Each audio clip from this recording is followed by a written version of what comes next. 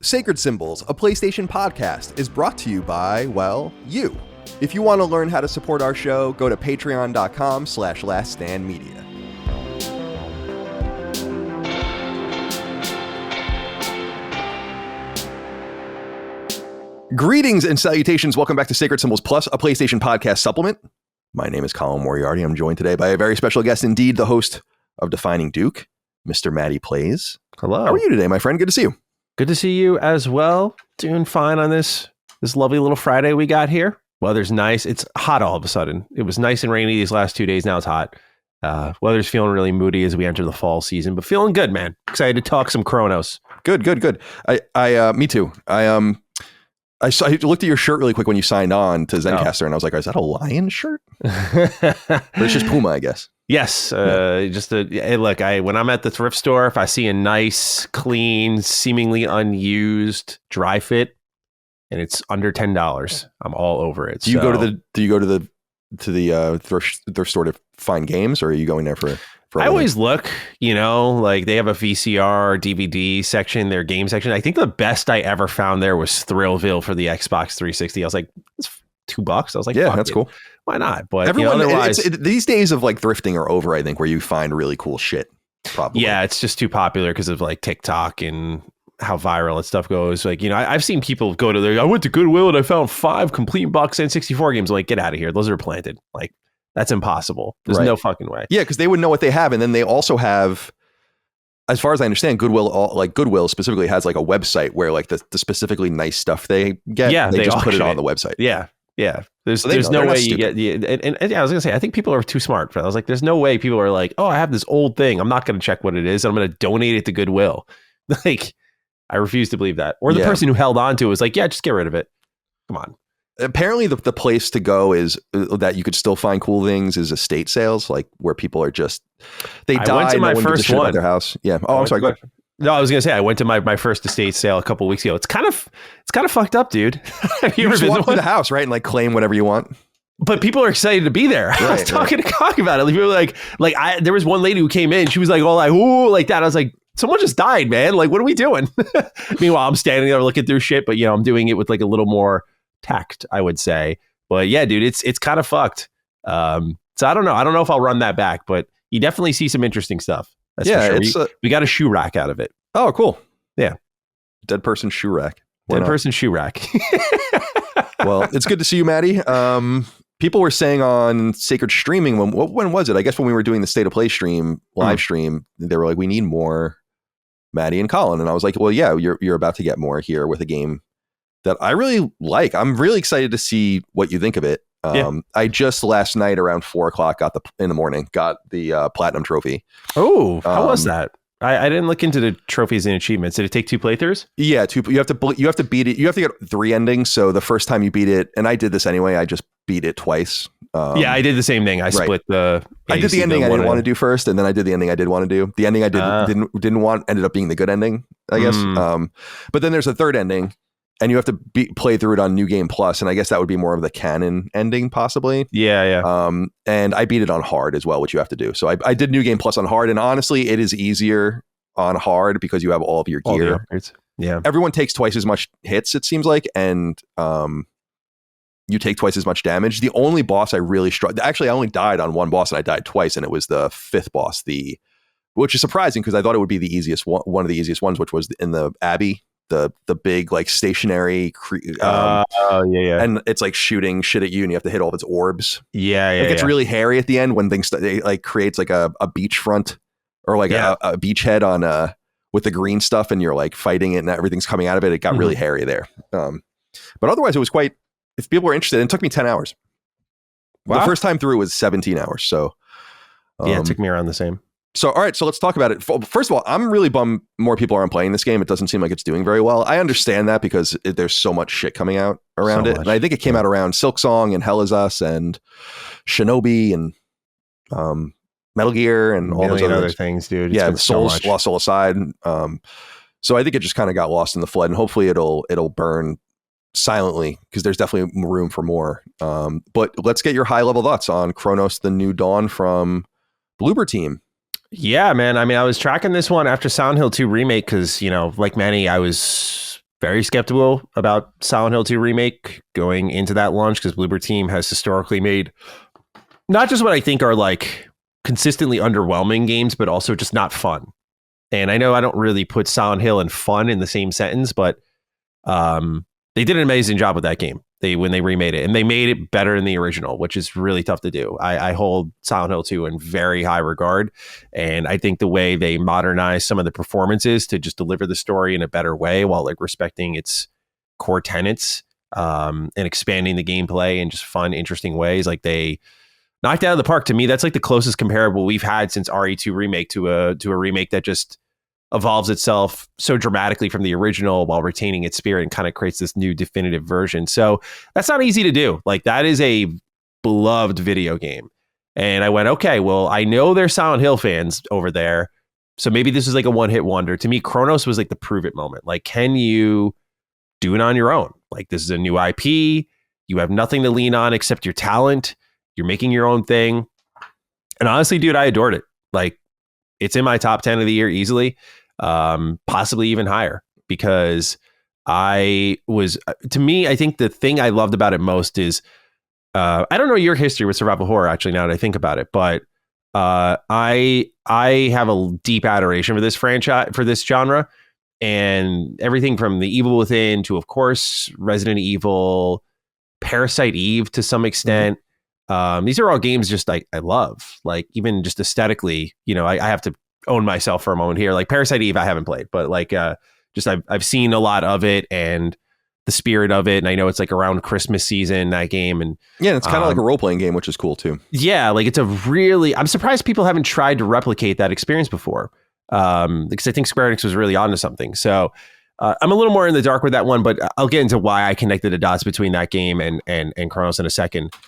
But this is just like a love letter to I think the entire genre. Like, at the same time, though, it manages to feel like their own fresh thing because of like the way the Traveler speaks to me. Like that's a very unique identity for a character and how she, as we'll talk about, like gradually becomes more human almost. Mm-hmm. That was very unique to me. The setting itself was super unique. The way the story's told was really unique. You could just feel everything. Like I'm curious if you saw the same thing here, but to me, the reason I felt it was a love letter is like the movement and like the burning of the bodies. I was like, Evil Within right away. I was like, that's Evil Within right there. Obviously the stomping and the dismemberment, like Dead Space, and the kind of almost engineering like weapons. I'm like, oh, that's 100% Dead Space. Also, just that slow methodical movement, just getting around the environment, running like the first big boss in the game that's chasing you through the apartment complex. I was just like, this is so Evil Within. It's unbelievable. I was like, in a great way. I think the Evil Within one just feels so great to play. Just like really like butt clenchers. That's what I call them. This game is set around Christmas time. That's Parasite Eve. I was just like, wow. And then I was trying to figure out, I was like, where's the Silent Hill? Because they can't help themselves. It's like they always get a little Silent Hill in there. And then, especially 2. I was like, then you pay attention to like locations and kind of the roulette you go through. Like the apartment, the hospital. Yeah, it opens the apartment buildings and you're like, oh, and you go to a hospital, like with, creepy enemies there. And I'm like, oh, okay, there it is. Like they kind of follow that same rotation. And when you just pull all of that together, and there's many more, of course, Resident Evil style shooting and movement. I'm just like, wow, this is like almost a thank you letter to everything that's inspired them to get to this point. And while thematically, with the kind of, I think it was clearly like they started the writing for this game during COVID.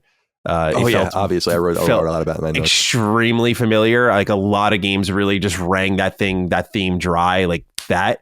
It still managed to have a unique enough story where I loved it. Yeah, I think it'll do well over the years because it reminds me a lot of The Evil Within, where people are going to kind of, I'll get to it eventually, but when they do, I think it's going to be a champion I think people do champion. So yeah, I really liked it. I thought it was great from top to bottom. Cool, man. Yeah, I also liked it. It's one of my favorite games of the year for sure. I mean, I'm looking at what I've even played this year that came out this year. I mean, quite a bit, but it's up there with Expedition 33, Death Stranding 2, Doom: The Dark Ages, Mafia: The Old Country, Metal Gear Solid. I mean, it's definitely in that list of great games for me as well. It's funny. I wrote, it's like Dead Space meets Singuarity meets Everybody's Gone to the Rapture. Yeah. Did you play Everybody's Gone to the Rapture? No. But Singuarity was the callback there. That was like, oh yeah. I was like, yeah, a little bit. It's definitely, so for people that didn't play Raven's shooter Singularity on PS3 or Xbox 360, the major, it's a Soviet game, and it's so just like this. It's in Russia though, not in Poland, but it's in the Soviet Union, and because obviously the Iron Curtain and all of that at the time. Yeah. So I that's one of the things I really loved was I was like, it's Russian, but it's Soviet, but it's not Russian. Kind of cool. And they're Polish, so obviously it was cool to see that. But Singularity had this core mechanic where everything was old and you would make it new. So you would come across like a staircase that was like so crumbled, and then you'd have this skill where you could like whoop, and then like make it new. And there's that mechanic is in the game. And you're not really making things new per se. You're kiting enemies through these areas, and you're using the barrels that keep like respawning to kind of light them on fire. So I thought there was a little bit of Singularity there. It's most like Dead Space to me, just in its movement and the armor and the plotting nature of it. But it's like Everybody's Gone to the Rapture. This was a thing that I don't know anything about this one. So you got it's the Chinese Room. It was like a PlayStation walking simulator. And from 2015, I want to say. And it takes place in like rural 1980s England. It's really good, actually. And it's so funny. There are literally in Everybody's Gone to the Rapture, you get voice acting in like moments by finding these orange glowing orbs in the environment, just like in this game. Like I see so much of it in there. And I wanted to call out Everybody's Gone to the Rapture because what I think makes this game unique is for better or for worse, I actually think, because I think some of it is a little plotting, but it's pacing. It's very different than Dead Space. Dead Space is my favorite survival horror game. Yeah. The first one. Silent Hill's pushing it for me, just to make it clear on the record, but Dead Space 1 and 2, man, forever my heart.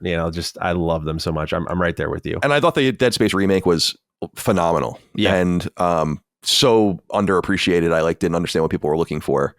If they didn't like that game. But this game has the trappings of a walking simulator and of a more linear style action game wherein you're not in the Ishimura, you're not in a mansion, you're not in the complex, you're actually in like a series of areas that is somewhat unusual in survival horror. It's not unprecedented, right? But it is more likely that the scenery becomes a character. Think about, again, the mansion, the village in Resident Evil 4, Ishimura in Dead Space. Like, these are important locations. Yeah. But this game is more about moment-to-moment gameplay interspersed with what I would consider walking simulator style connections. You walk for a while. Things that would never happen in Resident Evil, for instance. You're walking for a while. The whole scene changes. Then like someone's talking to you and it's all ethereal and weird. And then you're like back in the space again. Like this is like Layers of Fear, which was one of their early games. So I think that they did something unique here because I know the term walking simulator is pejorative, but I like walking simulators. I don't like all of them. Obviously, I've not played nearly all of them.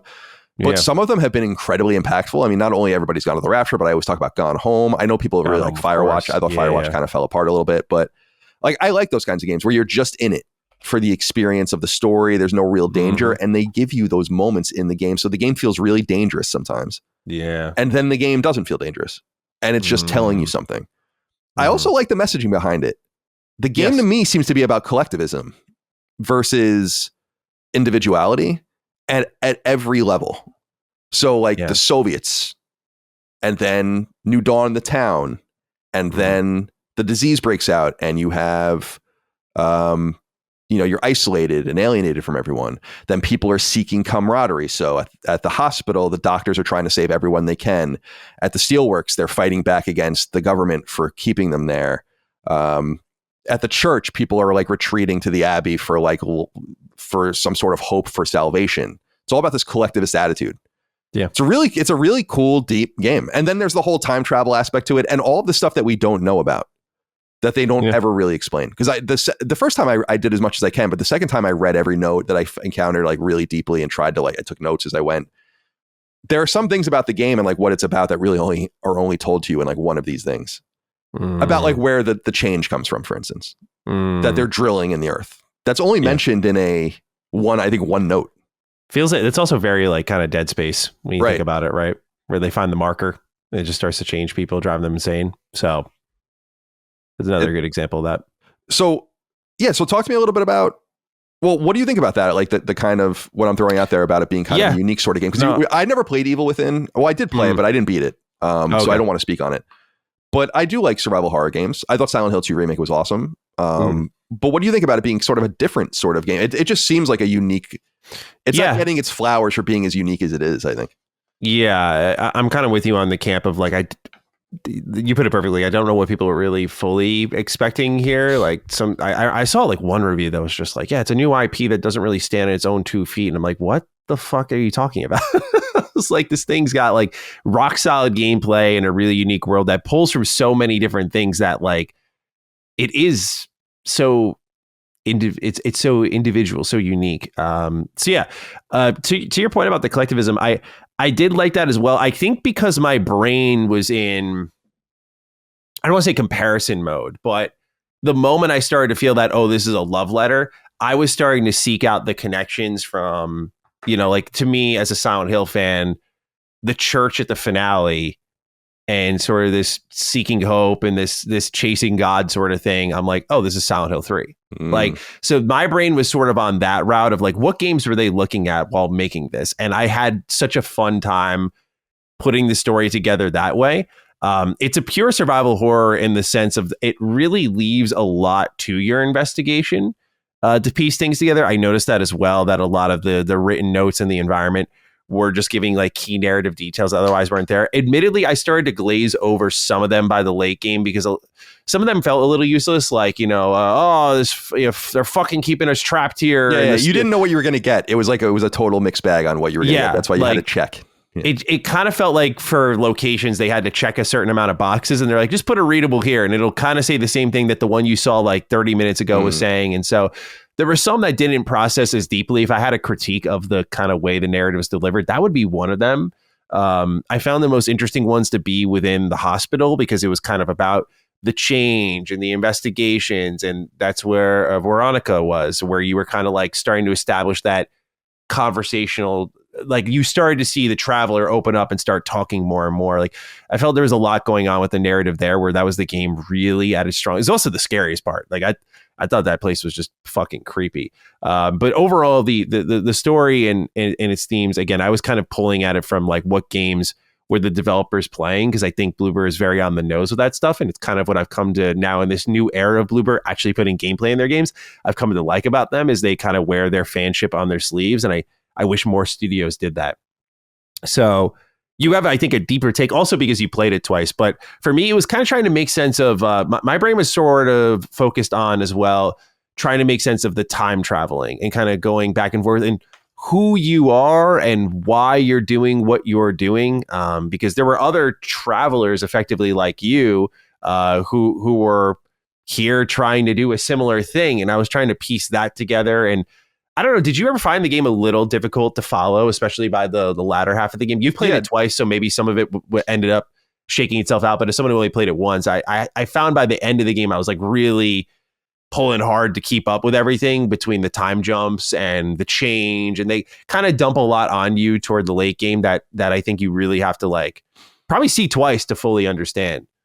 Yeah, I definitely got more out of it the second time as I was taking notes, but there's still a lot of stuff I'm confused about. I mean, I think that the game doesn't tell you a lot of the most important stuff, even in any of the notes, and it's kind of maybe vaguer or not important. Like I wrote in my notes here, it's like the use of like mysterious proper nouns are like everywhere. So the travelers work for the collective, and they're aiming for the vocation, and there's this thing called the change, and it creates orphans, and they leave behind predecessors that have essence in them, and then they ascend. These are all proper nouns. You have to dive to go to the ascendance terminals using an anchor and an emitter via time anomalies. And so it's very cultish, but I think the point, I don't, here's what I think the game, like what happened or whatever, and we can go into it, I guess, or like what the game overall is about, literally. is there is this Polish Soviet town called New Dawn. Yes. And it is an experimental science town where like a lot of really smart people live. And it was like created after World War II to kind of like show off Soviet science and things of this nature. And there's a location where in the steelworks, near the steelworks, where they are doing like deep core, or they're trying to drill, not to the core, that would be impossible, but through the crust of the earth. And 14 miles, I think, down. And this is again garnered from notes and stuff like that. 14 miles down, like something happens. Like it doesn't really explain it. Like they run into something. And I think one of the things they end up finding is like what they call like I think they start calling them like the metal men or whatever. Like they start finding these people that are jumping back to their time. So it's 1981, I think. And this unleashes like some sort of the change, which is like some sort of virus that doesn't.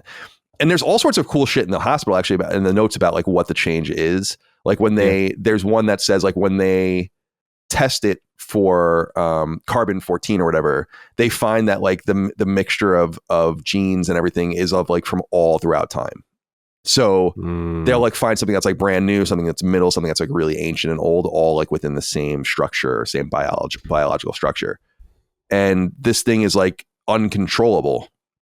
Now, where they don't really, in my opinion, explain very much is where all the proper nouns come from. The collective comes from the future and keeps jumping back in time, presumably to at first undo everything. And then when they realize that it's not possible, they start extracting people to the future. And I don't know exactly like what that looks like, how they choose or why they chose certain people. It's kind of interesting to think about. But one of the important things that I didn't pick up on until the second playthrough was this idea that the previous travelers were sacrificing themselves intentionally to get further and further through this puzzle. And I don't know if you picked that up as well. It's actually you find a bunch of their dead bodies throughout. Right, like some of them are just like not even named or anything. They're like environmental decorations. Like if you don't pay attention, you won't see them. It's really cool. So like every save room is supposed to be kind of like a place where a person like set down roots and tried to make it easier for the next person and so on. Like all the gravity pads you find were left there by others. There's always like a little audio diary of like what they were doing and where they're going. It was like a really smart way of like creating safe areas for a player in a survival horror game, but also a really smart way of like guiding them to the next step while driving the narrative. It was like they did a really good job on that front, which is tough to do because like I always think about that in like Resident Evil games. Like 2 is a great example where it's like you're running around, you're being chased by Mr. X, but you get to that safe room. It's like, oh, you can't come in here just because it's a safe room. I think this game does a good job of not like breaking your brain in that way. While building kind of what the plot's driving toward the whole time with things like the save room. Sorry, go ahead though. No.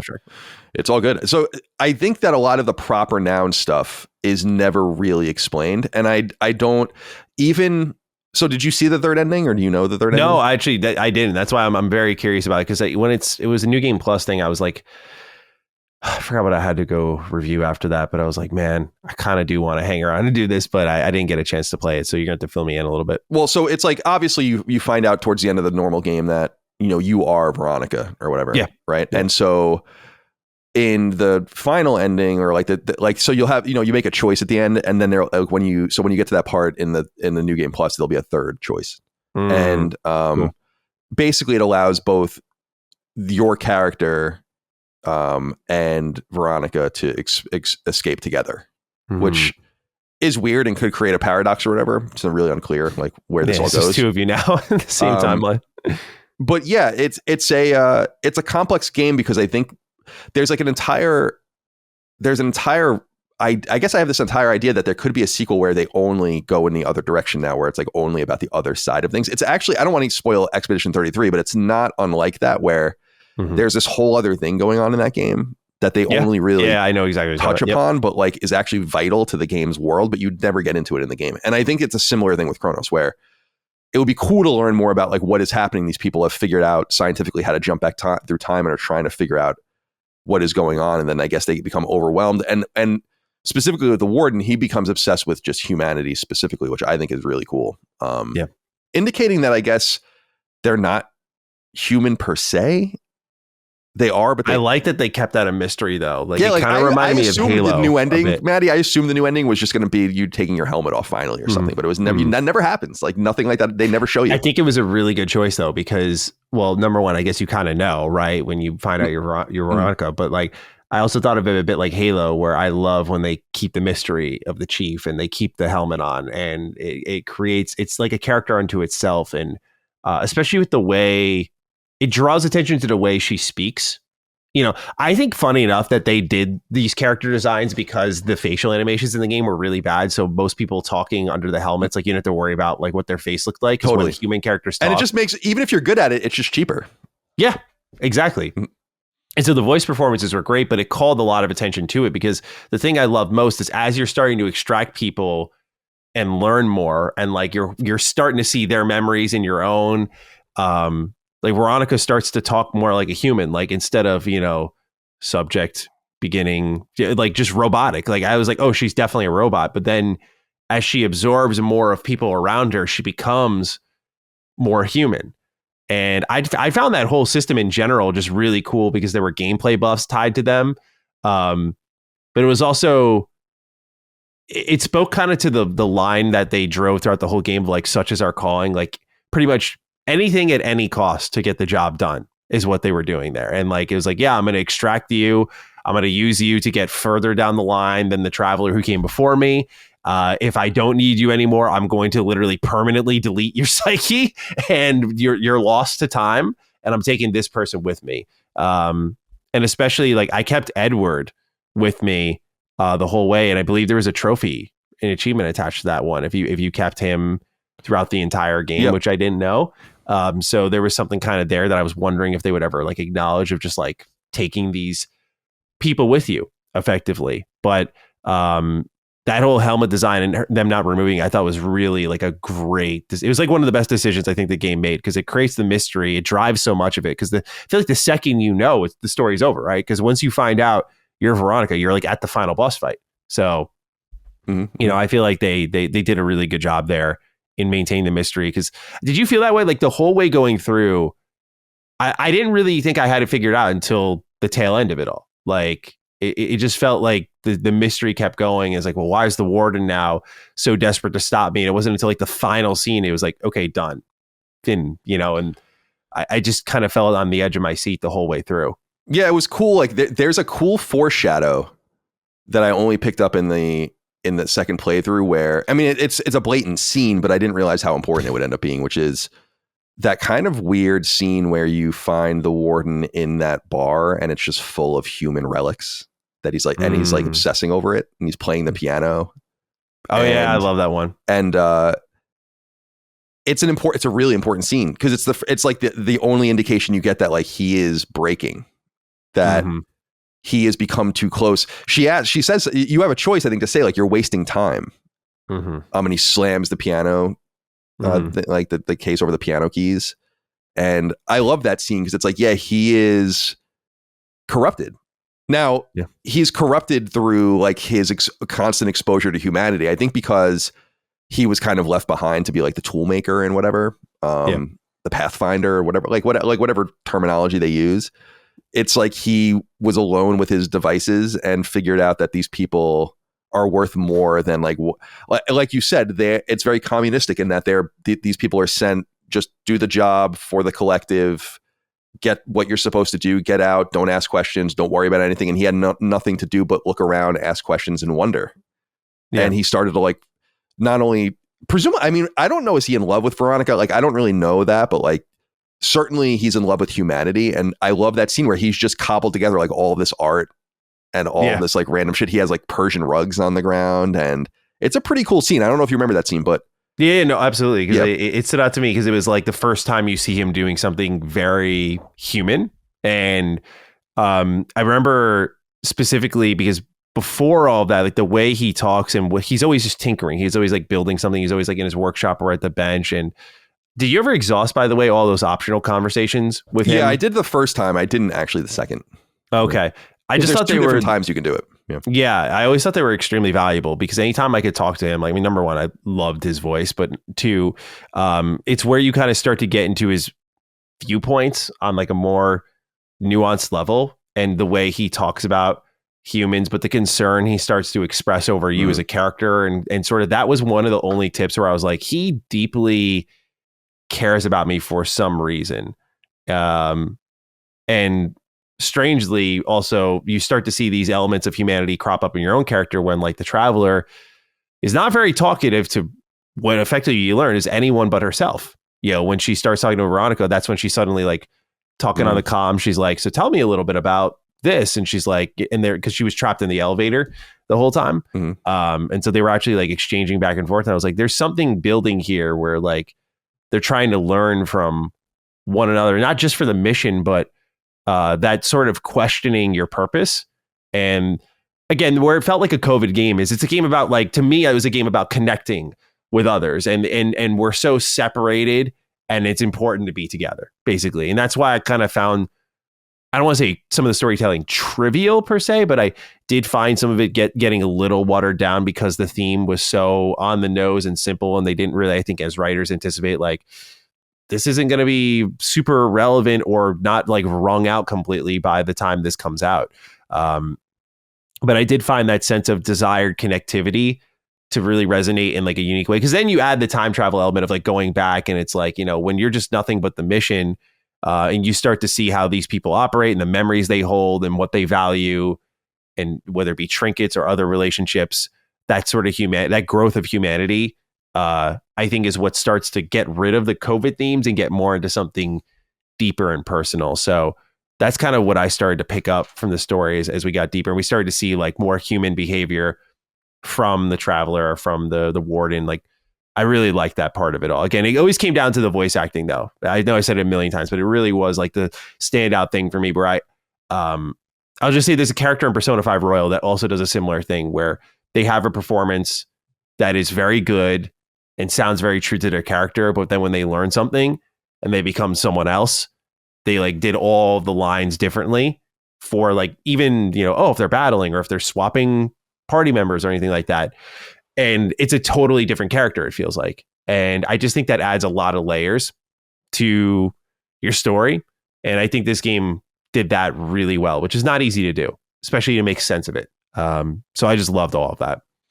Yeah, well, I'll bring this up now since it was something I brought up on Sacred about the voice acting. Did you play Returnal?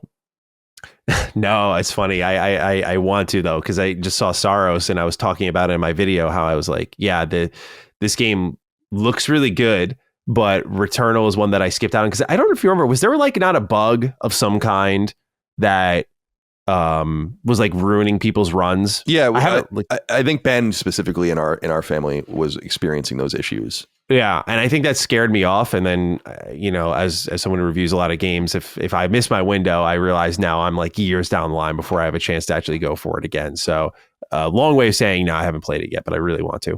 I ask only because I contended that the character, your playable character, which is ND 3576, I think. Mm-hmm. Before you know that it's some form of past, future Veronica, whatever it is. Mm-hmm. Just the enunciation and kind of the delivery, it reminds me of Celine from Returnal. And I was wondering if that was another kind of subtle influence, because that game came out around the time that they started making this game. So to the point where I was saying, if you play both games, it almost feels like the same character, just in the way the characters talk. But yeah. And some people were like, no, I don't get that vibe. But then some people were writing and saying that they did. So I was just curious because that was something that I really connected to, where I'm like, wow, this is very, I actually thought until I looked it up, I was like, this must be the same even voice actress, because it's crazy, but it's not. Yeah. As far as the COVID stuff, because I have this written in my notes as well, like, I think it's very heavy handed in the beginning and then it becomes less so. I don't know why they didn't spread that feeling out a little bit more. It's probably because they wanted to hit these particular resonating emotional beats of the way I interpret it as a growing need of collectivism in all these different ways. So they wanted to have like the COVID style collectivism early on, but just everything you find in New Dawn, like the town itself or the city itself, it really talks about like all of these things about the pandemic being overblown, about the media lying and the government kind of clamping down, and everyone should stay apart. But should they stay apart? Is there efficacy in everyone staying apart? Like all of this shit is in the notes. It's crazy. It is so literal that it would be impossible for me to not interpret it that way. I think in the future, people won't interpret it that way unless they know when it was made. And I think you're right in some way. Like, this game touches on COVID. It won't be the last one probably, but it touches on it in a way that is so blatant that I don't know if any other game I've played yet is actually about it that way. Yeah, I mean, isolationism became like a really prominent narrative theme in, I don't know if isolationism is the right word, but the feeling of being isolated from others and the desire to reconnect to them became so prominent. But I agree that deeper in the game, when you start to learn, like, you know, you have people like accusing you of like, your kind brought it here, and like you brought it here from the future, and just how you've ravaged this society basically, and you know, some humans blame themselves and say like this was inevitable. We, you know, the church kind of embraces it, like we need a new beginning. But I think that's a very good point, that by the end of the game, it's added so many layers to it that it gets away from it. But you're right also, and it's going to be interesting to see how people feel about this down the line, and especially as like COVID just becomes more and more of that chapter in human, you know, it's still like in close proximity for you and I and others, like it's kind of fresh on the brain. But if someone plays this game 10, 15 years down the line, when it's kind of just a chapter, I don't want to treat it as like just a footnote, because it was pretty significant, but you know, this like, oh, that happened. Yeah. We're 15 years removed from that now. What does that feel like? Does it resonate as much? Right. Because, you know, when I do a lot of retrospectives for like Retro Rebound, there are certain themes that games touch on at a time period that feel very, like, I'll think of Silent Hill, and particularly Silent Hill 3, and how, you know, this is a Japanese team talking about the expectations kind of thrust upon a woman of Heather's age and what exactly that means and how they kind of cope with that feeling. And I found that very profound for its time period, especially because that sort of type of writing, character writing, I think was really rare in video games in like the early 2000s. But you get something like that there. And so I look at where video game writing is now, where it's come a long way, and at least in some pockets, not all, but it's come a really long way. And now we're writing about something that was a very important chapter in human history, and what that feels like in 15 years. Like, is it a close historical inspection of like COVID itself, and like a kind of imaginative way of like how it reached humanity? Like, basically the pitch in the boardroom was like, yeah, imagine if COVID came from another species that traveled from the future. Like, it's kind of a crazy idea, crazy way of thinking about it. And so, yeah, those layers they add on there are pretty imaginative. It's just a game that sparks the imagination. Like I said, like the amount of things they pull at from all these different games, you know, and it's interesting that you're coming up with these different interpretations than I, because I kind of didn't expect that. But as we dive deeper into it, it seems like there's a lot more to pull at this than I already was giving it credit for. There are also 4 credited writers on the game. And so I always think about that when there's so many writers, like whose ideas were who and what, you know, I remember when you never really know, right? When Gary Whitta wrote Rogue One, he co-wrote Rogue One. He was like one of the last writers to come onto it. And I remember we interviewed him at Kind of Funny, and I was asking him, I'm like, so what were your ideas? Like, you must have been responsible for some of the things in the movie, and some of the things in the movie must have already been there. And I think I was specifically talking about like that dope Vader scene at the end. Like, whose idea was that? Because that's the fucking sick shit. So a lot of cooks in the kitchen, and maybe so I say that because there are probably different ways to interpret it, even internally, what their intentions were. But I like the way the story evolves, because not to stick on the COVID kind of thing too much, but there was this idea, and I remember reading this, where it's like COVID was fairly mild. I remember reading a thing where it was in the Lancet or something, you know, some excerpt going around where it was like, really the virus could have been deadly to a third of people or something, and been like 20 times worse than it ever was, and just killed many tens of millions of people and all the rest. And this particular thing, and you learn this especially when you get to the hospital, is like they start to become resigned to the fact that like they don't understand it and they don't know what's going on, and that there's really no stopping it. And that's, I think, what actually indicated to them that it wasn't a virus, because, and that's some of the notes talk about this too, about like, is it a virus, but it's not acting like a virus, and it's obviously not a disease, is because and I think this makes perfect sense when people think about it, but viruses don't want to be too strong. Like, they don't want to kill you. They want to spread. And if the virus is too strong and it's just disabling everything, then the virus dies. And what I think they're realizing is like, it can't be a virus, because typically speaking, the virus would mutate to become something weaker so that it would stop killing all of the herd that it needs to jump through. So I like that they slowly start figuring that out. And then I think that's why the game ends with everyone going to the church, because that's all that's left. It's like faith. Yeah. This is over. Like, we don't really, there's nothing we can do. What did you think about, because I think the church sequence used it a lot. What did you think about how, as Veronica's memories from all the essence she's absorbed is getting distorted, what did you think about how they were kind of transforming the environment? Like, using little sequences here and there where, they would you'd flash in, see a bunch of enemies and it would flash away. I thought that sort of stuff was brilliant personally. Like, of course it was a little jump scary, but kind of painting those pictures of the past and then flashing to the present. Like, I thought that was really cool. Yeah, I like that too. And I think it's two things. First of all, it ties in to that these same roots have been gone through over and over again, and all these different events have happened in them. And the ending kind of ties that together, where the cycle just simply won't end.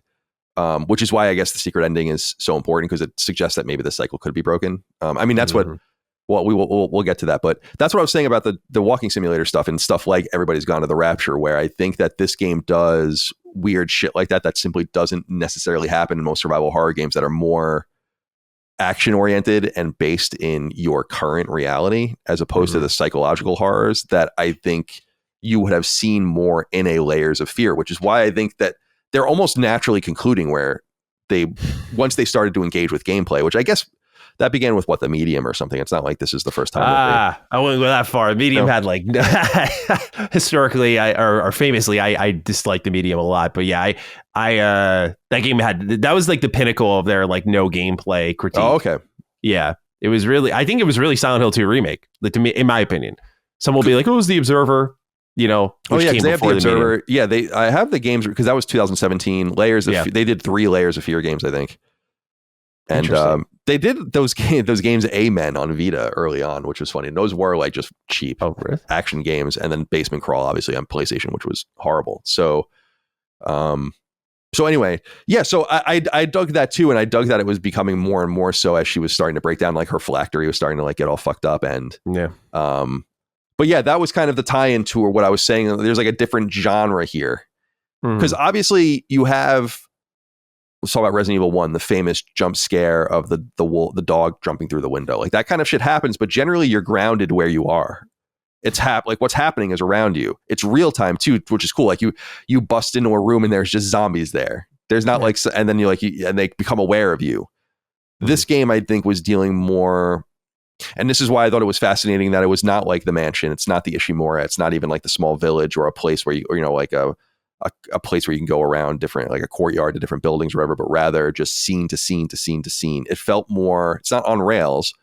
In fact, it becomes downright nonlinear in parts in the hospital, which is cool, but rather, I think it incorporates and introduces more than just survival horror that makes it more than the sum of its parts. I think that's one of the reasons why the game is strong and doesn't come off as just a Dead Space clone. It's like a Dead Space character in Silent Hill. That's otherwise what it would be. So I think it was those differentiating factors. And like you said, it's funny you brought up Parasite Eve. I did play Parasite Eve when I was a kid in high school, and I loved it. And it was clearly Square Soft at the time messing around with alternate role-playing games and kind of the Resident Evil zeitgeist, and can we make a horror game? What I didn't realize about Parasite Eve, and I said this recently, I didn't realize this until a few years ago, straight up, was that Parasite Eve is based on an IP that that existed already. I didn't know that. It's based on a manga and shit, or something from the 80s. News to me. And I don't think it was ever even released here, or a movie or something. It's something like that. It's based in something. So I didn't know that either. The Christmas stuff, I wrote The Division, because that's always the game that stands out to me. Yeah, you know what? That's probably a better comparison. Yeah, that makes a lot more sense. They're both good comparisons. I think that the dollar flew, right? The dollar flew, right? It all went down on Black Friday or whatever. Yeah. That's a cool idea. I don't give him enough credit for that. That was a cool idea. Yeah, it's dope. Pre-COVID, by the way. Yeah. Oh, yeah. 2016, I guess. Something like that. So yeah, I wanted to. All right. So let's talk about, and we'll talk more about the story and all of that, but I wanted to talk a little about the gameplay. What did you think? I liked the gameplay. I thought that you find that kind of really overpowered weapon at the end of the game if you want, that has very scarce ammo. Yeah. Yeah. But otherwise, I like that they just gave you like, here's 2 pistols, here's 2 shotguns, here's 2 rifles, here's your armor, here are a few accoutrements, the pyres, the flame canisters. But it felt very Simple, manageable to effective. me. So I'm curious like how you played the game, because I must say, I basically on both playthroughs focused in on the same 3 guns and never even used the other 3 guns. And then I only broke out that special gun in the last boss fight. Yeah, the main one I didn't use, I can open with that, is the dagger, I believe it's called. It was like the SMG basically. I found that one, or the semi-auto pistol that was more like a quicker rate of fire. Didn't find that useful. I really focused in on the sword. Yeah, the sword's awesome. Yeah. So the shotgun, the pistol, both those were awesome. I mean, number one, I just want to give them credit for the feel. You know, it's so hard to get that right, to make a game that is intentionally clunky. Like the way you get around, like you're not supposed to be. A lot of people didn't like this. I was reading online, but I get why. Like you're not bobbing and weaving. It's funny. Like the moveset that James has in the Silent Hill 2 remake probably makes more sense for this character, but it's deliberately clunky because much like the Evil Within 1. You're slow to move. You're slow to get around. So every shot counts on that alone, because if you miss while someone's barreling at you, you're getting hit. Like that's all there is to it. It also means every trap you place has to be well thought out. So the pyres, every bit of the environment you use to either block yourself off or block an enemy off, or obviously what you were talking about with like kiting them into the explosives and then restoring them and using them again. Like it forces you to think. And so when your weapons aren't just immediate, I mean, you could just one shot, boom, but it's not nearly as powerful. If an enemy steps in front of it, especially with that pistol, that can pierce. So if you don't charge it all the way and someone jumps in front of you and you're aiming at an explosive barrel, I have a clip that I posted on my Twitter account, and like you see an enemy running right at me and I'm charging my shot and the shot goes through him and hits the barrel in the back and blows up and kills the other enemy that was coming toward me as well. Yeah, it's awesome. But that was intentional. Like I remember that moment. It was in the church, catacombs at the end of the game. And I was like, fuck yeah, dude. Like the way I thought that out and the game just let me do it. But the overall feel I like, because you have to be very thoughtful about everything from movement to charging the gun, and even fully upgraded, right? I went for rate of fire right away for the pistol, because I was like, if I can get this thing down quick and just get a bunch of shots off, this thing's a powerhouse.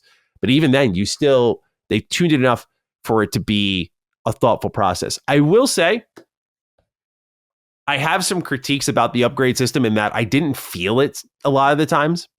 Like the shotgun by default is really fucking powerful. Like right when you get it, you're blowing dudes away. But then you upgrade it and I'm like, this thing still feels as powerful as it was before. So unlike other survival horror games, Resident Evil, The Evil Within, where you could feel those upgrades a little bit more, I didn't feel them as much here, to be honest. Like just on a literal damage sense, like reload and rate of fire, you can usually feel, but they were never difference makers. I feel the way that Resident Evil's trees were done was a little bit better, where like when you start off and your rate of fire is like 3 and it moves down to like 1 second, you go from like 1, 2, 3 to like 1, 2, 3, 4, like immediately doubling your shot speed. So I feel the game could have done a little bit better there, but the overall feel, the planning, the strategy, it's kind of the pure definition of survival horror fundamentals. Like it just has a small suite of weapons, a small suite of gadgets. And it really, when you think about it, I think this is where some reviewers, I guess I get it, but they some of them were like, this doesn't evolve much. And I'm like, it doesn't need to. It's so tense every time. It's so tense that they can keep throwing the same mechanics at you remixed, and it's always fun and engaging. So to me, the fundamentals were so strong. I enjoyed it the whole way through. I really loved the gameplay. You know, while I had like minor gripes with the story, like the gameplay is what really pushed me above it. The only thing I wish was better, which it seems they've patched, but the performance during review and at launch was a little bit messy. You know, it was like I was running this thing at like close to like 30 frames on PC on medium settings, but when I put it on high, it was running better. Like that's bad. I don't know how the hell that happens. There were little like frame gen and whatnot that you could do on the inside to make it run a little bit better, but you know, it was still a science project. That's what I've been calling them lately. Just like going in and tinkering. So yeah, fun. Yeah, exactly. It's not. So it's like my only real. It's the one thing that kept me from going like, yeah, definite top 5 to like maybe top 10 is like just those minor gripes. But yeah, the gameplay I thought was exquisite. Last thing I'll say though, and then I want to kick it back to you. No, please. Is the other thing I felt was a bit unrealized that they touch on, but they don't go all the way. I think they had more plans for it, but I could be wrong. Is the kind of utility and the light puzzle solving. Like, I just saw a world of potential with these weapons, and then, you know, being able to like rewind time. I'm like, okay, this is kind of the platforming stuff, but usually it's just you're going down a straight pathway and this isn't really any problem solving. Then they introduced like shooting the nodes on the wall and connecting, and it's very dynamic. Like you just put these fucking things anywhere and just connecting them along and stringing them along to power different doors and stuff. They sometimes used it for side content, but I love that the game's very focused because that's one of its strengths. But they had these tools that I think they could have used a little bit more, or maybe given you one more to have that kind of dual usage in combat. Like those electric nodes, for example, don't have, unless I'm wrong, I don't think so though, don't have any sort of use in combat. No, they won't. You can't activate. They won't even activate unless you have around one of those. Yeah, those and panels. I just found that weird when you have the time oddities that you could reverse in combat. And I'm like, oh, certainly this will happen here. So I thought they should have gone more into like puzzle solving, or made sure anything they introduced like that could also be used in combat, because that's something Dead Space does like really well, where, you know, these weapons are also used to solve puzzles, as simple as or fun mini games like shooting the basketball with the kinesis, you know, in the first one. I love that. So I thought there was a little bit of a missed opportunity there, but otherwise on the whole, really like the gameplay. I was going to say, as far as weapons, I brought up a list because I forgot to write them down in my notes. So it's like you said, you have either the sword or the dagger for the handgun. So you get the kind of the starting handgun, and then the automatic handgun, the SMG style handgun. And yeah, I stuck with the sword, which was the starting handgun, and just using the pulse shot that it has, like charging it up, it makes it so strong. Yeah. And it's funny when you were saying you focused on rate of fire and all that. I actually focused first on damage, which was the most expensive thing you can do to each gun. But I got all the damages up as much as I could. The game kind of throttles you, which is, I don't know exactly how I feel about this. It's obviously a point of balance, but the game won't let you like level up too much. It actually constrains you, and that bothers me a little bit, because it's supposed to be an open but really constrained economy in terms of like you just don't have much to work with, so you should be able to spend it how you want. But I guess they were afraid the game would become too easy, because I will say the game is not very hard. I died quite a bit the first time I played through because I didn't know what was going on. But once you know the game, and then like I said, even playing New Game Plus on hard, it was just easier. Sure. So yeah, I went that direction with the pistols, and then the shotguns. You have the hammer and the mace. The hammer is the more spread shotgun, and the mace is that more double barrel shotgun. And again, I went with the hammer. Yeah. Over the mace. The mace is supposed to be like body enemies. But I didn't really understand, like it does twice as much damage, I think, maxed out as the spread shotgun does. But the spread shotgun can have like 5, 6, 7 bullets in the chamber, while you really can't upgrade, I don't think, the bullets too much in the other one. So it just didn't make any sense. You had to be so close to an enemy to use it too. So I was like, I don't really understand the purpose of that. And then the carbines, like the rifles, were the javelin and the lance. The lance was the one I used, actually. It has a 3-shot burst when you charge it. That was a good one. And that became incredibly useful, especially as you late game started getting higher and higher clips. So you can get like 36 bullets in a clip, and you're just like, And also, is that the one that kind of homes in on enemies? Because when they were like, oh no, that was the javelin. That javelin is the one with the homing ability, I believe. Yeah. The one that's like the AR that like homes in when you like charge it, and just keeps tracking them. That was really good when there were ones that were like, I mean, the game uses darkness really well, but almost too well, where sometimes I'm like, I can't fucking see that thing on the ceiling. I just pulled that weapon out. I'm like, I think you're there. I hate those enemies. Those enemies are so annoying. Yeah. The ones that crawl over the wall. Yeah. I thought there was a missed opportunity because they leaned into the Dead Space stomp. And so it's like a little critique. I was always stomping out enemies, hoping that they would like vomit out some type of loot. Never do. Yeah. It's just rarely they would drop something. Like that's one thing that I wanted to talk about too, was, well, the in-game economy. Yeah. Incredibly stingy, which I think is important in a survival horror game. You don't want to have too many bullets, but there's a lot to balance. I think this is cool, but if you max out your suit, you only have 12 spaces for inventory. Oh, dude. Yeah, it's tough to manage.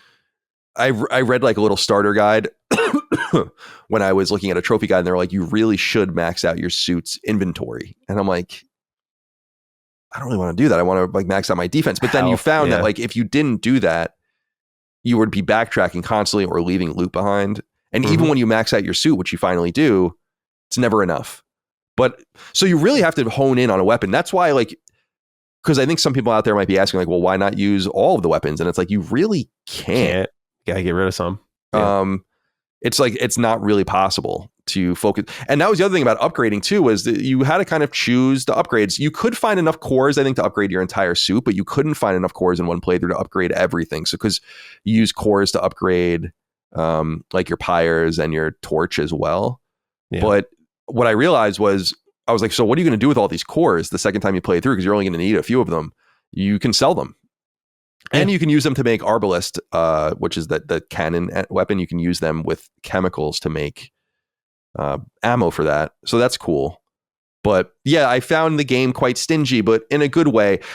It was frustrating though, because you could tell that they were throttling and rating like drops in RNG based on what you needed, and boss fights specifically would be really generous with drops because I guess they didn't, naturally they don't want to trap you. So it's like, here's a little bit of health, here's a little bit of ammo. But I always got so frustrated when you would do the Resident Evil style swipe of a box and there'd be nothing in it. And then you die, and then you go back to that area, and then it pops out with ammo, or vice versa. Even worse, it's a different type of ammo. That was the other annoying thing. It was like, oh, I know shotgun ammo is here. Oh, nope, handgun. Like it would do that a lot. Really frustrating, just because I know that based on the RNG, like it could have been a bonanza, but just this time it wasn't. That kind of annoyed me a little bit. But I get it. Like you can't really place things in a game like this without being dynamic, because you have to kind of take into account the state of the character. If the player misses a lot, like you can't trap them. Yeah. Because I never ran out of ammo. I almost always was out of ammo, but you like almost never run out. It's like, all right, I'm out of pistol ammo. I'll go to the shotgun and start using that. And then everyone starts dropping pistol ammo. And then before you know it, you have like 20 pistol bullets, and but that's the beauty of it. It's that tug of war, right? Like that's what I think a good survival horror game is. Like you're always on the edge of being out of something somewhere. It's like running a house. Like something's like, we're almost out of toilet paper. Okay, we got toilet paper now. We're almost out of paper towels. Okay, then like you just keep restocking on one thing and then running out and buying another thing. Like a weird analogy, but yeah, I think that's what a perfect survival horror game kind of loop is like. I did feel the throttling you spoke about, particularly with the cores. The cores I found very hard to come by. I looked all over for them, especially in the middle part of the game. By the end, though, they're like, here's another one, here's another one, here's another one. What you said about the inventory is very true. It reminds me of another survival horror game that I love deeply, but had the same issue, and they had to like patch in an upgrade or something like that for it. It was Signalis. Really great game. If anyone who's listening is into Silent Hill style stuff, this is one of the more thought-provoking indie survival horror games that you can play. Sci-fi, really interesting, great presentation. But that game involved, like, if you were like me and many other players out there, like survival horror is like a tight economy. It's like, I want to get everything I can. And they had these stash boxes, and they gave you, I think, like 6 slots to work with. And what I don't like, it's like a give and take thing, because I haven't really thought it through fully. I'm like, well, if they change this, how would I feel about it then? But mission items take up inventory space. And there are times in, both Signalis and Cronos where you'll have like multiple mission items and you'll be out of ammo, and you'll go to pick up some ammo, and it's like, well, sorry, but like you can't drop any of this stuff, but you need these bullets to fight what's in the next room. So you got to run all the way back, drop something off. Sometimes the mission items themselves, it's like, okay, I'm going to let this go. But it's like, is that my fault because I, as the player, am being very stingy myself and I want everything, because these games kind of train you to like take advantage of everything you can? Or is it the game not balancing correctly? But I felt that strain on the inventory slots. I went for a mixture of that early game because I immediately thought of Signalis, and I was like, I'm not getting caught. I still ended up getting caught a ton. But I thought of Signalis, and I thought of just how I had to go for those. But I also went for my health, because enemies hit like a truck in this game. So it was like that mixture there. But at the end of the day, I don't know if I would change anything, because I think it's right where it needs to be ultimately. Like always just moving ever in my favor. But in those boss fights, super generous. I think of the one where you fight those. I wish I knew what the name of these creatures were, because you fight this boss multiple times, but it's like the big black wiry creature, and there's two of them. It's toward the end of the game where you're kind of in this like you're like a grid hallway. Kind of. Yeah, you're in a grid.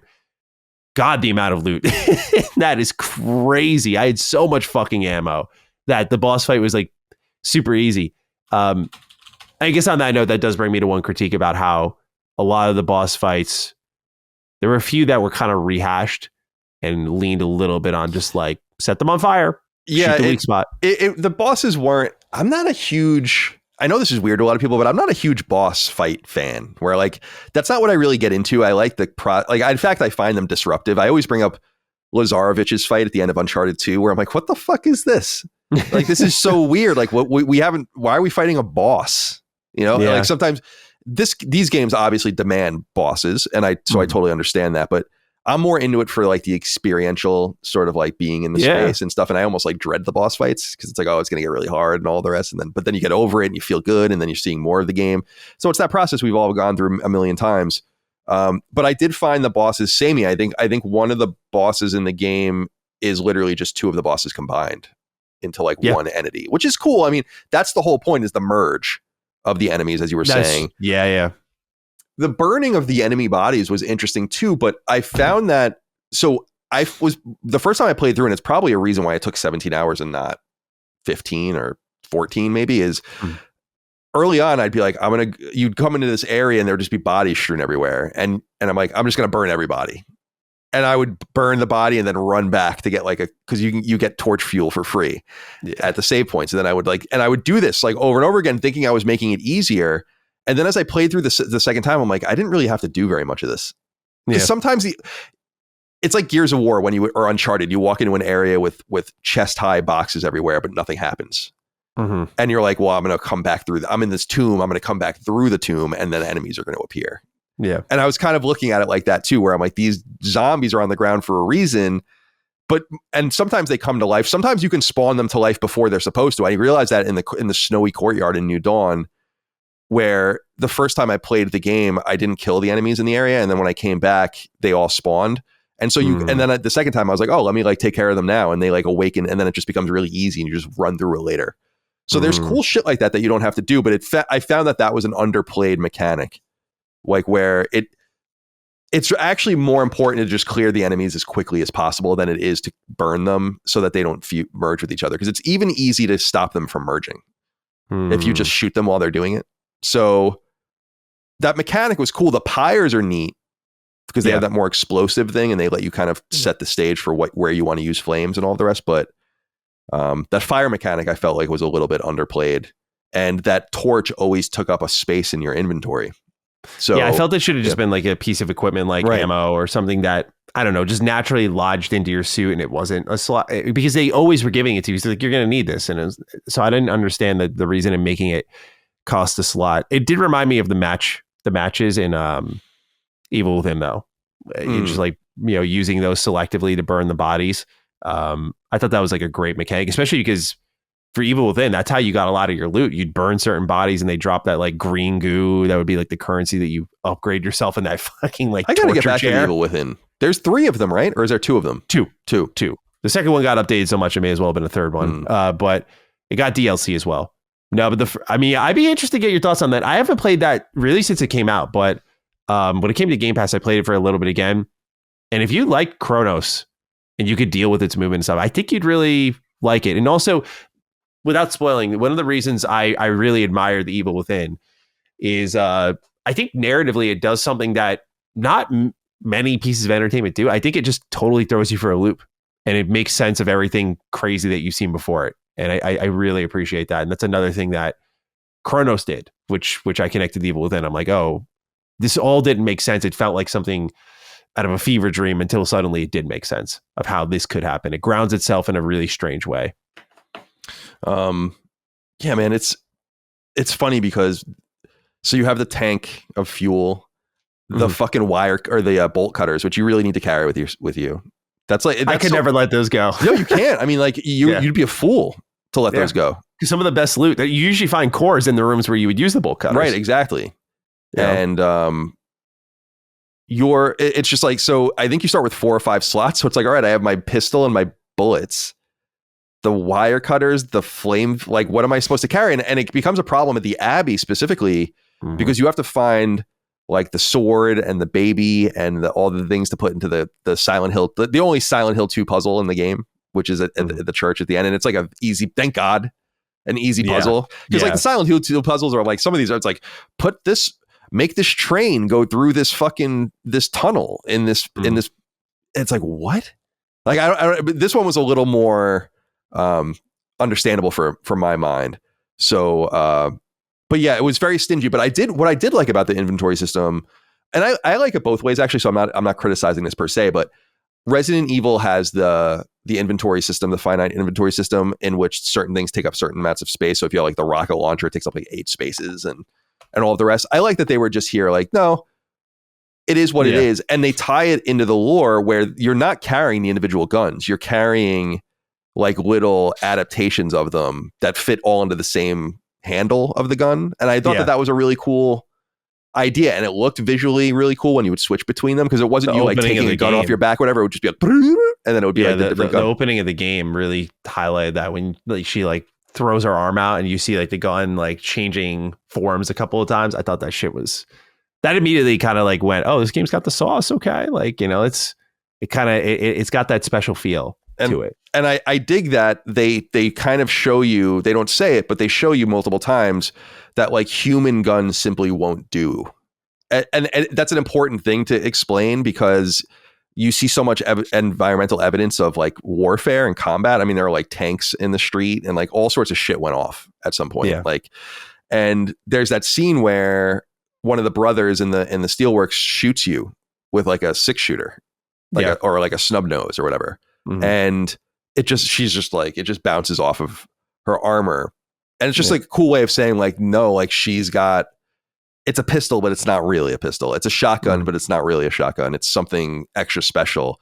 Yeah. Because you would ask yourself, how could such a militarized society like the Soviet Union not have any ability to fight back? Yep. And it's because their conventional weapons were simply inefficient. So I thought that was cool that they did that too. I agree. What else here? What did you think of the Poland setting? 1980, 81, late Cold War. Yeah.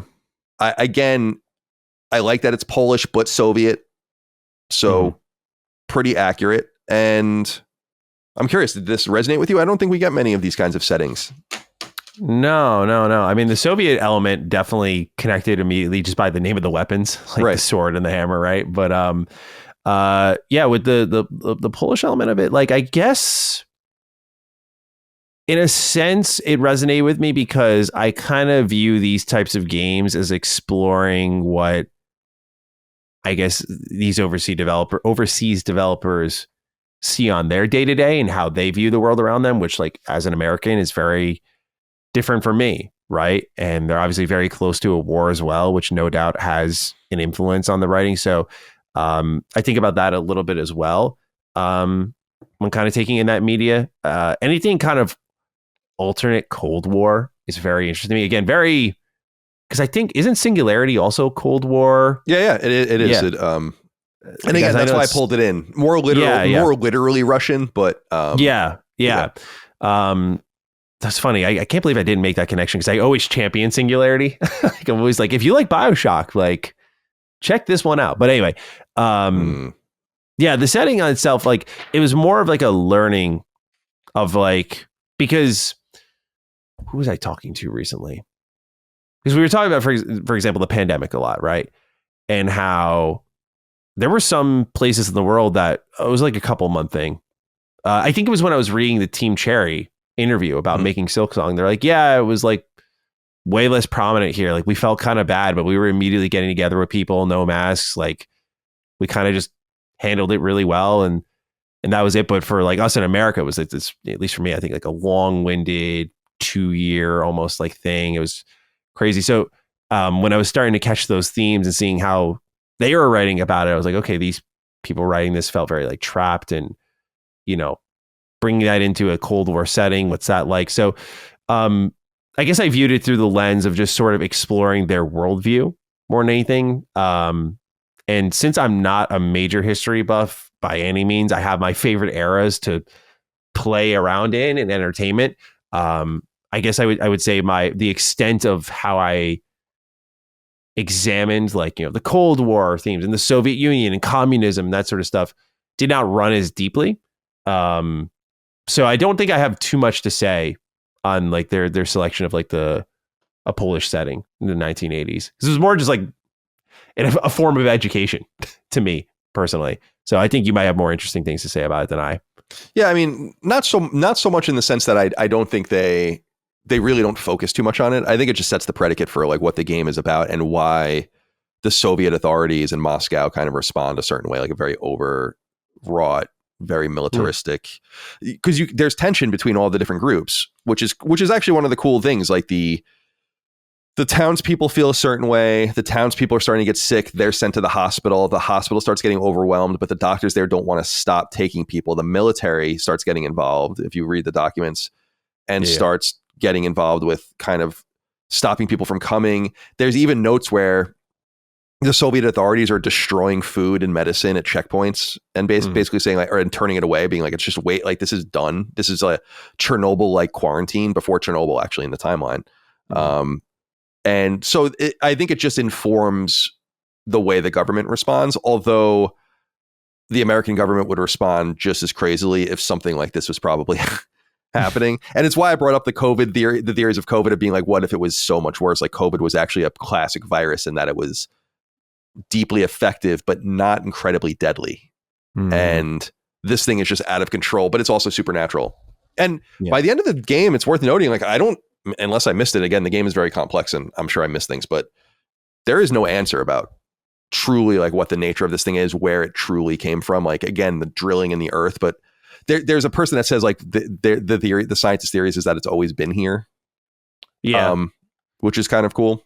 And then we never got into the part of the story too, which I think is important, is they ultimately capture one of the travelers, which is, I don't know if you picked that up, which is pretty cool. Because they're like studying him the whole time because they think he's like the origin of all of this. And then they realize like Veronica's the only one that can really talk to this. They basically, the story is that they capture one of the travelers and imprison it. And they try to find like the greatest experts that can talk to it. And Veronica's like one of the experts that they bring in from, it might even be from Moscow. Like I don't know if she's native to the area. And then she ends up having some sort of relationship with this traveler, where the traveler starts becoming more and more connected to humanity.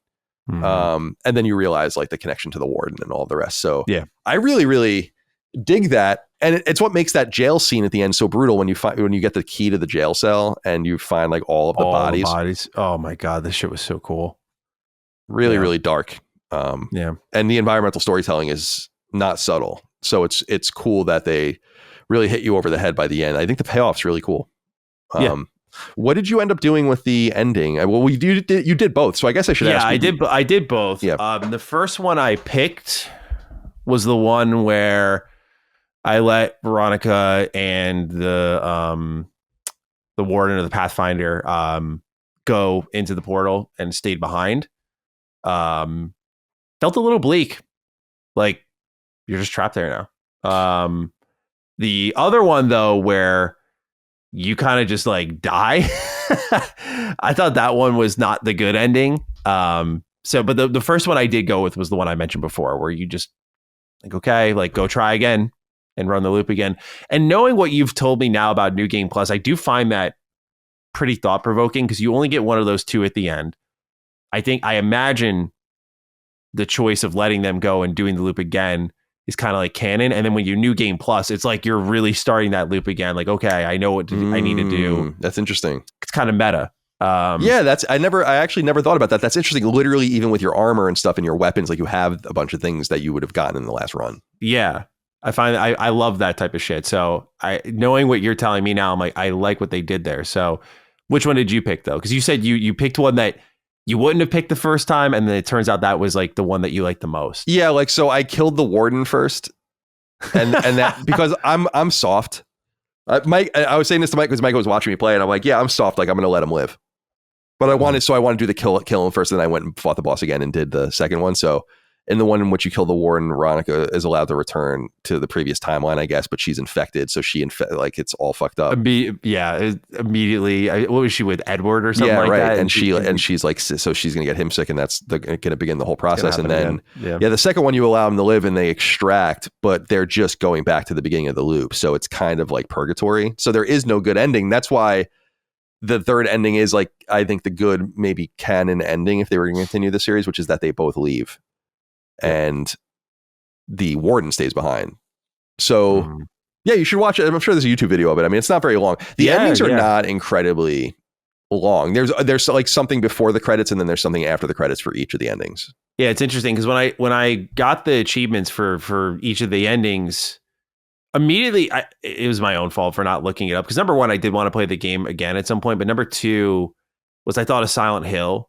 Because I know this team is so deeply in love with Silent Hill, and Silent Hill 2 specifically has, I mean, really all of them have these weird boxes you got to check to get some of the craziest endings, like some good, some, very dark, like the in-water ending in Silent Hill 2, or hilarious ones like the dog ending. Right. Yeah, I got the platinum in that one. And I enjoyed like going through the process of. Yeah. And there's a lot of like little things you've got to do. So when I saw very this obscure, like you have to find a certain item and shit. And it's real. I mean, it's kind of brilliant, but it's also like, oh, I wouldn't do this without a guide. So that's where my brain was at when I saw, there's multiple endings. Because I also was just caught. We didn't really talk about this, but I was caught off guard by the fact that there were dialogue options at times, and the way they were presented to you. I was like, this feels very much like I am shaping a journey that has a lot more endings than I thought I was getting into. To know there's only 3 was that's almost more surprising because you have a point where you can like choose whether or not to like kill the brother. And like, there's points where when you're talking and you're responding to the, I forgot what the name of it is, but the program at the very beginning of the game, I felt like I was almost mapping my personality there. Like, yeah, it doesn't end up mattering what you say. It doesn't really matter. Yeah, it's this illusion of choice, but it feels very like deliberate when it does show up. So, even the phylactery that you end with, there are trophies attached to them. Like, so that, like you were saying, there's one to finish with Edward, I guess. There's one to finish with only the mandatory ones. There's one to finish in which you collected all of them, but kind of, so you at least had each of them in your phylactery. Yeah. So there's all that stuff, but none of the choices you make, even who you save in the factory and what the choices you make in the beginning during the diagnostic test or whatever, none of it seems to matter because you just get those 2 endings, which or 3 at New Game Plus, which I'm totally fine with.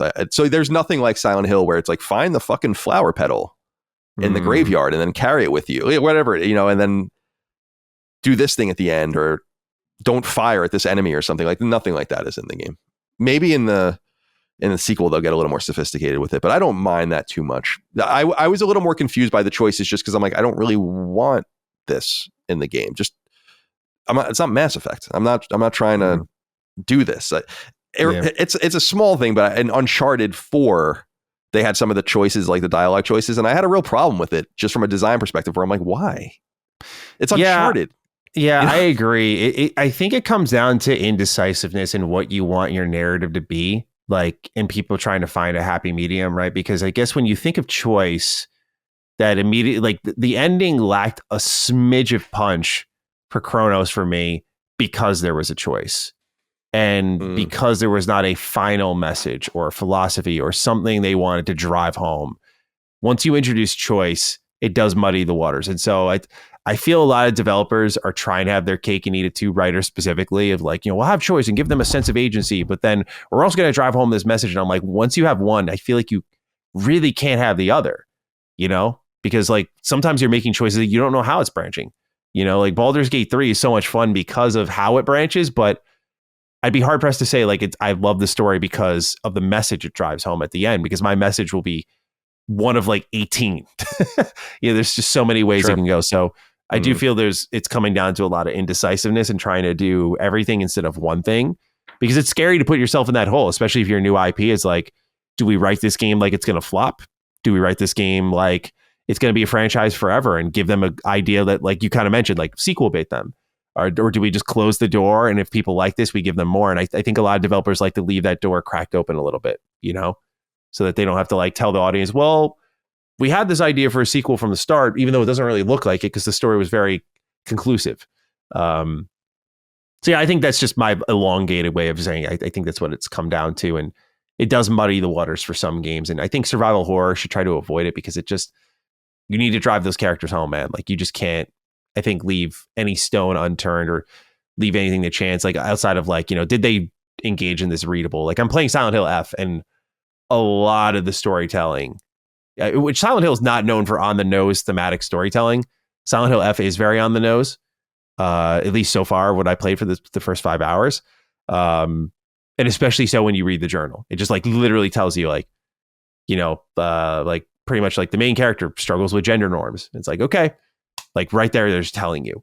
So yeah, I feel you got to drive that shit home. Anyway. Right. Again, I think these kinds of games are just more experiential where it's about the nature of survival as opposed to being an adventure game where maybe you have more choice, or at least the foundation of an adventure game that you would find in a game like Fallout or Mass Effect or whatever. I just don't need that generally. That's not what I'm in for. It's like watching a movie.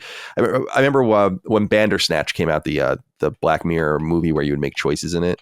And I was like, this is cool. But all I ended up doing was going back and making the different choices to see what the other choices were. Really, I would rather have preferred to see what you thought I should see as the creator.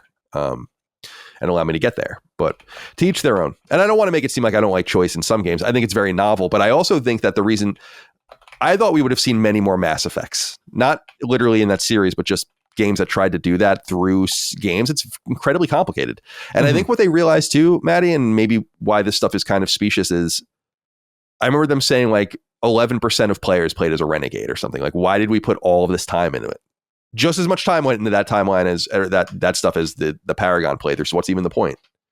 So maybe it just suggests that even people that play choice-based games don't really want choice.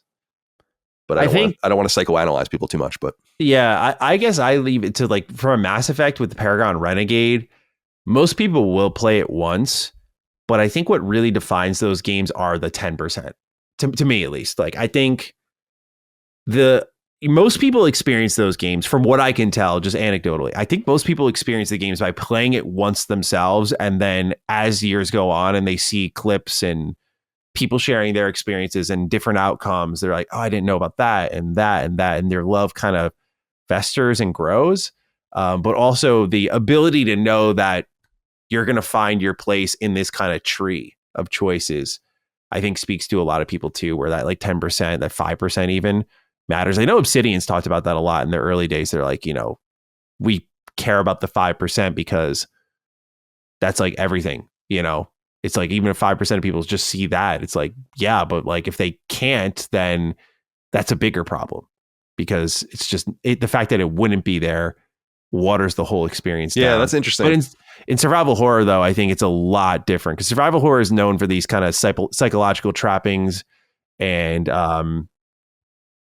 just sort of navigating usually like a web of really dark, deep personal themes and hopping locations and usually getting psychedelic. And it's like when you introduce choice to that, it can be a bit of a conundrum, which I think this game ran into a little bit. Is there anything else that we haven't brought up that you wanted to talk about? I'm kind of going through my notes and I have a lot of story stuff that I didn't bring up, but it doesn't really, we've talked so deeply did about the music that. stand out to you? That's the only other thing that comes to mind. I actually was going to say the sound design I thought was actually pretty good overall. I liked the John Carpenter-esque 80s synth horror. Yeah. That was invoked in other things like Stranger Things really invokes that. And so I really dug that. And I also liked the save room music that would play. Oh yeah. But I actually just thought the overall sound design, the clanking of the armor, the shuffling around, like a lot of really good sound design in the game. The weapons. The weapons, right. Yeah, the weapons. Whoever did the weapons, whoever did the GUI sounds for like the monsters just forming and merging together, like you could hear, like, it's funny because I've never had this happen before. I've never like worked in sound design or anything like that, but there's one sound effect that literally you can hear like the duct tape unraveling is what it exactly sounds like. And I love that kind of stuff. It's so cool that they do shit like that. Yeah. And I'm just like, oh, okay. Like they went this far. Like it's awesome. But yeah, I just want to throw that out there. The sound design I thought was pretty exquisite. Like, and so valuable in an experience like this, especially with the weapons, because that's like 90% of the feel. Because if they don't have that kick and that power with the speed they're going at, I could see like a whole different feedback loop being there where it's like, oh, this doesn't feel that good now. But because they feel so fucking powerful and they sound so loud and they charge up, it's like it's awesome. Yeah, I just wanted to shout that out. But the soundtrack was also really cool. Yeah, I dug it. I even liked how the game begins and then it kind of has the actual title slate and all the rest, like an hour or so in. Really cool art design of the building. That was one of the cool things, is something about the change creates these gravitational welds between spaces. So like the buildings pull apart and all, and it creates this really cool aesthetic. And then they explore the different colors. Mm-hmm. Like the steelworks area is like so orange and red. It reminds me of like, it's like, it looks like Doom almost, but then you're in like these really deserty areas. The snowy areas are really good. I mean, they made it apparently fairly affordably, and you can see that like there's inherent benefits in using a confined space like the Ishimura that would make the game relatively cheaper, because you're just going back through it over and over again on the trams. And by the way, the trams themselves are, I think, odes to Dead Space. Oh yeah. I can't believe I didn't bring that up. Yeah. And which is cool. But I liked how it seemed like, and I could just see between the seams and see them cleverly using assets they already had. And so like you would go through an area and then you would come back, the courtyard near the beginning of the game when you're getting the bolt cutters, whatever, and you come back out and it's like, it's snowy now. Just little things like that make it, it's like, yeah, cool. Made affordably, made smartly. Cheaper, but yet still efficient, feels different enough. And it feels natural. It feels like, yeah, of course I would come back through here. And of course, hopefully it would be different. I mean, and so it is different. So it all worked out. Like when you hop those time periods, that's what I think they do it the most, for sure. Right. And I think that's, so there's a cleverness in that. So do you want a sequel? I mean, I would want to see more of it. I would just want them to focus more on what it is. And I don't know how they would do that, but like they answer so little about the vocation. And I was going to say, there is like this idea in the game, although I think they kind of get rid of it, but they plant it in your mind for a minute where it's like, is this even real? Like, is the vocation a real thing? Is the collective a real thing? Is there something else? And I think there's a lot to explain. So I'd like to see more of that. I would agree. Yeah. I think if your first entry is about questions, I feel the second entry, to my opinion, needs to be about getting answers. And kind of just keep it as a duology. I don't think this needs to be a trilogy or this long running series.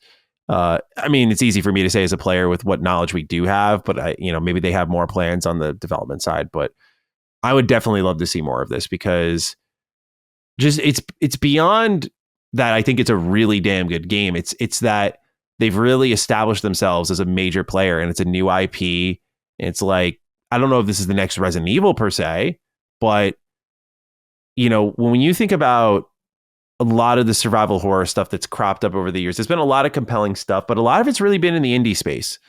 The AAA space has flirted with it, like EA flirted with it, like you just talked about Dead Space remake, and we thought we were going to have something there, and they just, as we know, did not greenlight both Dead Space 4 or Dead Space 2 remake, which is like, what are we doing, baby? It's unbelievable. What are we doing? I don't know. I don't get that at all, but I don't either. Horror is so big. It's I don't know why you wouldn't want to be there. And they were part of the Capcom craze. Capcom's in on it. But when you really look at like the competitors right now, like Tango's out, right? We lost Tango. Not literally lost. We almost did literally. They're a different company now. Yeah, they're not doing. Yeah, they're working on Hi-Fi Rush. They made their best reviewed and possibly even their best selling game, which was far from everything they did before. So I don't think we see more evil within. So it's like, well, you just have really Capcom steering the ship right now, and a bunch of indie developers beneath them. I feel like I'm forgetting someone, but Konami's really back now. So yeah, I'm so amped for Konami. Like, yeah, but really Bloober teams like they're right there in the mix now after these two games. And so I want to see them do more. And I hope they hang with this, because I think it deserves it. And it's funny because I hope they do a sequel from a business sense, just because I think it'll call more attention to the first game. It released in a very crowded time, Hollow Knight, and you mentioned a bunch of other games that were coming out. It's a tough place to get spotted. But I think if you come back again, it's going to call attention to the first game. People buy it on sale, play it, kind of sing the praises of it, and support this sequel. Especially because Bloober is working on like Silent Hill remake. Like they have like really, I think, born for success projects, the way I like to call them, in the tube already, where it's like, oh, this will do well. Where maybe they could play a little more experimental with other things. But yeah, if the game is made cheaply, I mean, It's an EU developed game, right? So you imagine just by that alone, based on what we learned about Kingdom Come Deliverance 2, like should be pretty affordable to get a sequel out. Maybe their standards are very different from what we have here in the West. So I think it makes sense to make a sequel. I hope they do it. Yeah, me too. Eastern Europe is, you were bringing up Kingdom Come, which is Czech, and this is Polish. It's like there's things happening in Eastern Europe the Techland is another great example with the recent Dying Light game, which is supposed to be excellent. Mm-hmm. The Beast coming out. Good things happening over there. I hope they do a sequel too. I think you're right that it will bring more attention to the first game. I also think that there's some cross-media potential here. Not that I would necessarily want to see that, but I think that that's important to everyone now. Could you spool up a licensed television show or a movie? It's a lot of money in that. But then I look at other experiences. Like I'm always surprised when you hear about games like Alan Wake or Control being like, they don't do very well. And if those games don't do very well, then this game's not going to do well. And it's a bummer. I just don't know like what people are playing if they're not playing games like this, in my opinion. And I know the answer is literally a bunch of other shit, but it's like weird that a game like this, even in a crowded space, like at another time and place, this would have been a very big game. I feel bad for them because my running theory is like, if you're a survival horror fan, this is an amazing month for you, right? You have Silent Hill F, you have this game.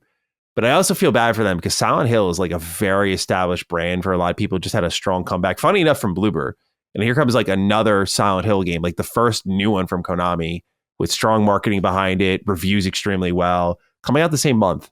And I feel like if I'm a customer coming in, you look at Bloober's track record, you look at Konami's track record, you see the ups and downs of both of them. But like Silent Hill is more established where I feel like right now people are in there of making just the safest purchases they can. They're going with the things they know, which is why a lot of these publishers are going back to the well on like, old IP remakes, remasters, because it's just safe. And so I feel bad for them in that sense. I mean, also just released next to a Metal Gear Solid remake, that's a lot of attention over there. Hollow Knight Silk Song comes a little bit after you. Like they released in some pretty fierce competition where I've said before, and I'm sure you agree, throughout this year, I'm just like, sometimes I feel these developers need to delay and just spend money to make money. Like, okay, yeah, we don't really need to delay this. This is polished. This is fine. We'll take those extra 2 months, spend some more money on the game, but at least it has a chance to breathe for a fucking week. It seems like that's all you get nowadays. Yeah. I feel this game could have used that. I keep quoting Strauss Zelnick saying on a CNBC interview recently that he was like, you just can't, good games. Like, who cares about good games? It's like great games.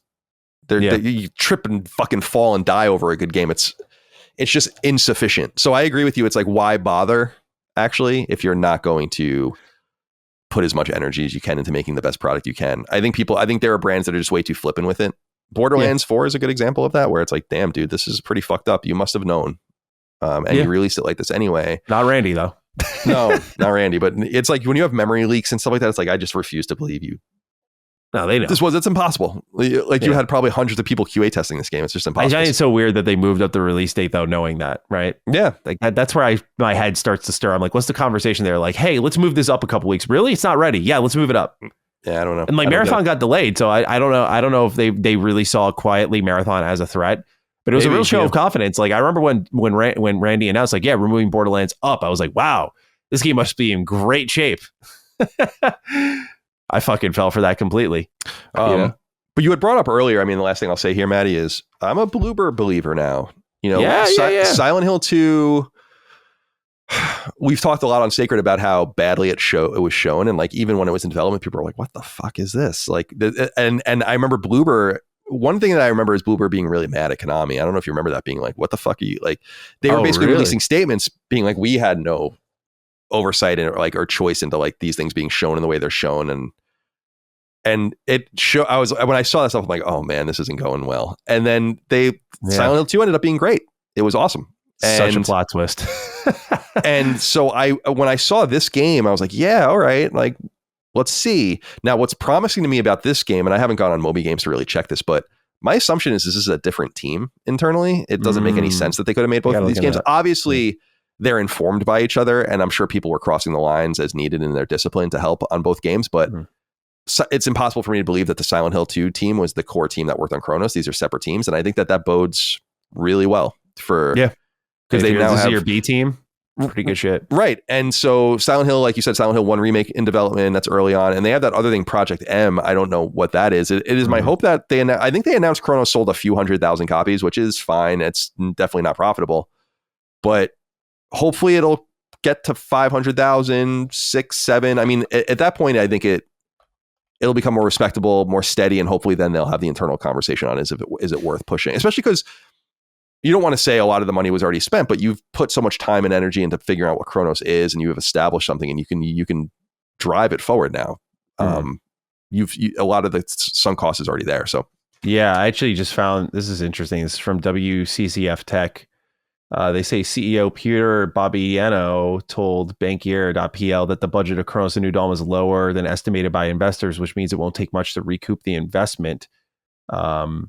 I can read this quote if you want me to. Sure. I don't know if you saw this. No, I didn't. He said, we noticed that the cost of creating Cronos were estimated over PLN 100 million or 27.4 million in US dollars. I can assure you that the development budget was certainly not that high. And even though we are counting on very good sales results, the break-even point is not as high as analysts indicate. We are completely confident about the company's investment growth and earnings. All of our analysis indicate that things will be fine, but we will, of course, report on sales levels when we reach significant milestones.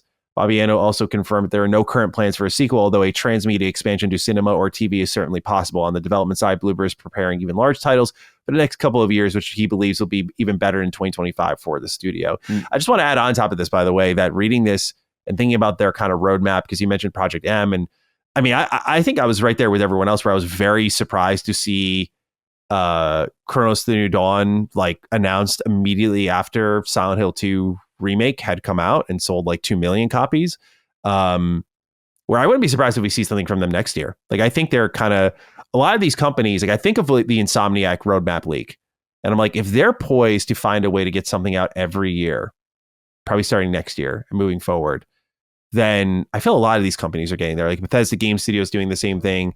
I think a lot of these companies have course corrected from sort of where they were at, where, I mean, there's been massive content gaps everywhere. Like everyone's like, here's your thing and we'll see you in 5 years. And it's like, that can't work, dude. It just can't.